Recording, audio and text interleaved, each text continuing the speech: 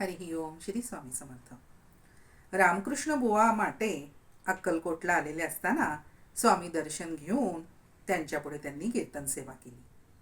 पण वेदांत निरूपण करून स्वामींच्या आचरणाबद्दल बुवा खुबीनं टोचून बोलू लागले. बरं म्हणाले, अहो एवढे अवतारी शंकराचार्य, परंतु ते सुद्धा लोकसंग्रहाकरता वर्णाश्रम धर्माप्रमाणेच कर्म करत होसत. स्वामींनी हे ऐकलं. स्वामी म्हणाले, त्यावेळी तुम्ही कुठे होतात बुवा? दुकानदारी करून द्रव्याची पिशवी भरायची, मनाजोगत वागायचं, हा परमार्थ काय बुवा? अहो हे ऐकलं मात्र बुवांना पश्चाताप झाला. बरं त्यावेळी काय झालं होतं, स्वामींजवळ अनेक जण बसले होते. तिथे एक अनुभवी असे सत्पुरुषही बसलेले होते. ते बुवांना कीर्तन संपल्यानंतर म्हणाले, बुवा आपण विद्वान आहात, साताऱ्याकडचे असून देखील पुण्यामध्ये तुम्ही पुराण सांगताय, त्याबद्दल आपल्या विद्वत्तेबद्दल काही शंकाच नाही.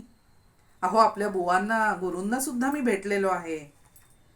थोर सत्पुरुष होते, ते निरभिमानी होते.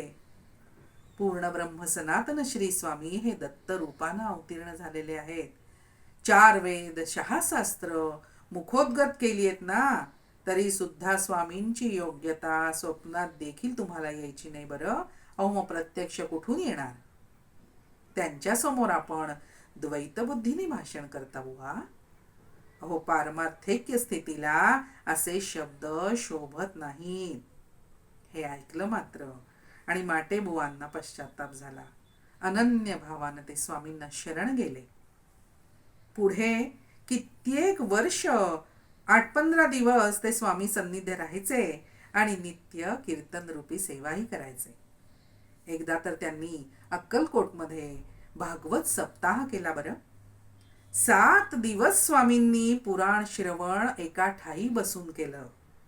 हे एवढं एकच पुराण श्रवणाचं उदाहरण आहे. बाकी जर कोणी आले ना विद्वान, तर स्वामी महाराज म्हणायचे, हे कसले विद्वान, हे तर गळे कापू आहेत, गळे कापू.